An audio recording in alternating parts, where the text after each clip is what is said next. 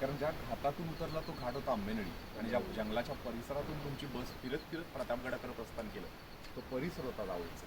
कारण dense forest होतं, सूर्याची किरण जमिनीला टेकत नव्हतं एवढं घनदाट. आणि या जावळी परिसरात राज्य करणारे चंद्रराव मोरे शिवछत्रपतींनी जावळी हा परिसर जिंकला. आणि जावळी जिंकल्यानंतर 1656 ते 58ला 2 वर्षात गड बांधला.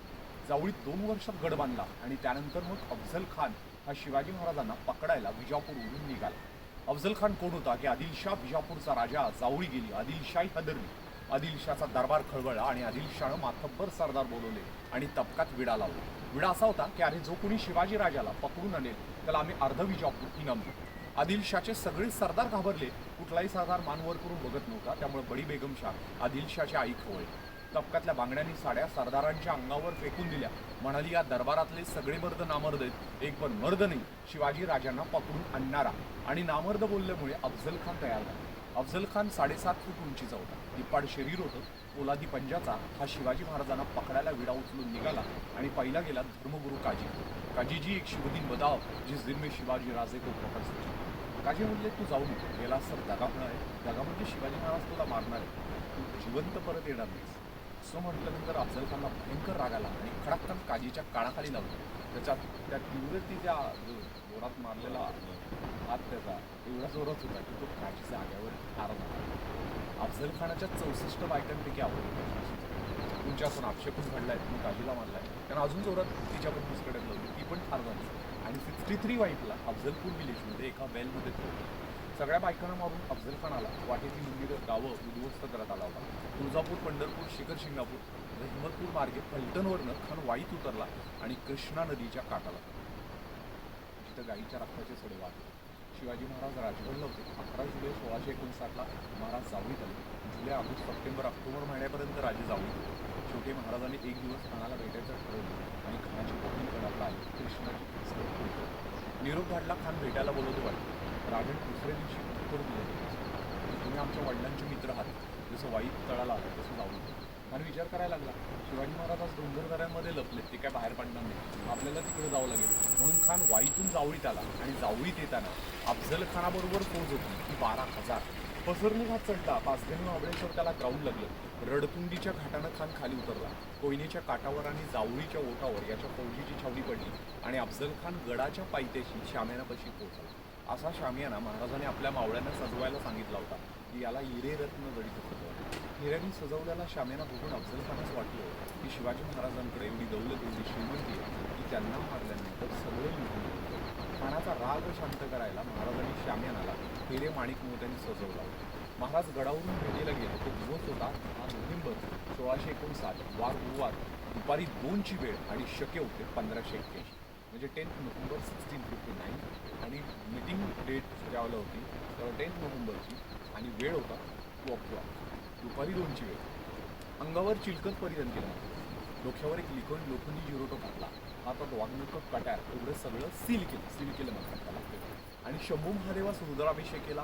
आई तुळजाभवानीला एक साकडं गाठलं आणि गड उतरायला चालू झालं. आता इथून इमॅजिन करा, स्टेप्स उतरत होते महाराज. पायऱ्या उतरत असताना एक एक मावळा असा शिपाईसारखा उभा होता, पण त्याच्या डोळ्यातलं एक एक अश्रू महाराजांना थांबवत होता. नका जाऊ राज, तुमचं बरं वाईट झालं तर हे स्वराज्य धोक्यात जाईल, आम्ही कसं जगणार आहे, हे इथली प्रजा कशी जगेल तुमचं बरं वाईट झालं तर. अनेक प्रश्नांची उत्तरं मनात घोळ घालत होती आणि त्याचं उत्तर देणारे महाराज काय म्हणाले, माझं बरं वाईट झालं तर शंभूराजांना गादीवर बसवायचं आणि आई जिजामातांना कारभार चालवायला सांगा, हे स्वराज्य वाढवा, असं म्हणून शिवाजी महाराज बोलतात. शामियानाजवळ पोचताच क्षणी राजे आदी खानाला म्हणाले, तुझा अंगरक्षक सय्यद बंडा याला शामियाना बाहेर पाठवू, नाही तुम्ही इथं आलो तसंच परत गडावर जाईल. अफझल खान विचार करतो, महाराज जर आपल्या अंगरक्षकाला एवढे घाबरत आहे, मला किती घाबरत.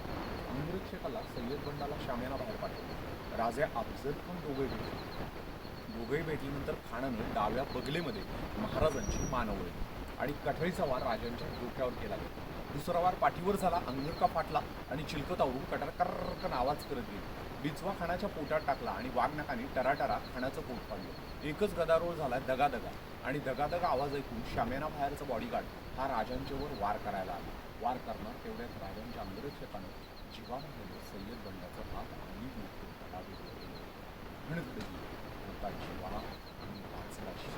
अफझल खान गडाच्या पायथ्याची होती ती कृष्णाची भास्कर कुलकर्णी. आणि कृष्णाची भास्कर कुलकर्णी राजांच्या डोक्याला जखम झाली आणि दुसरा वार चुकवला. तिसऱ्या वाराला राजे म्हणाले, काय काका, आपण तर ब्राह्मण आहात, पूजा पाठ करू. तुमची हत्या आमच्याकडनं झाली तर गायीची हत्या होती. तर कृष्णाजी म्हणाले, आपण माझ्या धन्यास मारलंय, तुम्हाला मारावं लागेल. शत्रूस धनी म्हणणारे व्यक्ती म्हणजे या राजांना भयंकर राग आला होता आणि राजांनी त्याच ठिकाणी कृष्णाजीला मारला. पण गडाच्या पायथ्याशी अफजल खान मारला गेला. म्हणून म्हणतो की फिक्र नगर नादा हे तो शिवा का काढा, जिसने एक ही धन अफजल को काढा. तो खान मेलाय, नसता मेला तर इतिहास आज बदलली असते. आपली नावच वेगळी असती, तुमची नावं वेगळी असतात. आज देशावर आज दुसरा पंतप्रधान असतात, त्याला विचारल्याशिवाय आपल्याला फिरता आलं नसतं, पत्र लिहावं लागलं असतं, केस कशी कापायची, कपडे कसे घालायचे याच्यावरून सुद्धा आपण वाद करत बसलो असतो. राजनंतर मी वाचलो आणि त्यांच्या इतिहासाची साक्ष देणारे हे गडकिल्ले 2 वर्ष 1 दिवसात बांधले. त्याची बांधकामं नुसती भिंतींमध्ये असली तर यावर मोठे पॅलेस राजवाडे नाही. कारण का तर यांनी मोठे पॅलेस राजवाडे बांधले होते तर नसतो कारण त्यांनी ऐश्वर्याचा विचार केला नाही. जाणता राजा जो जगला 50 वर्ष आणि लढला 34 वर्ष. 34 वर्षाचं बॅटल लाईफ आणि एवढं गाजवलं जिथं आपल्या विचारशैली पोहोचणार नाही. हा गड 5 किलोमीटरच्या भिंतीमध्ये 22 एकरचा किल्ला आहे. 172 toilet, 7 underground tunnels and we only 2 years म्हणतो.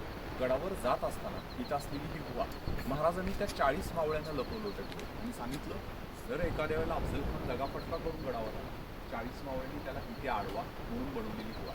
तुम्हाला आत्ता गडाचा दरवाजा कळत नाही. गडाला वेढा देणारा शत्रू वेढा बनला पाहिजे ही रचना किल्ल्याच्या दरवाजा जातो.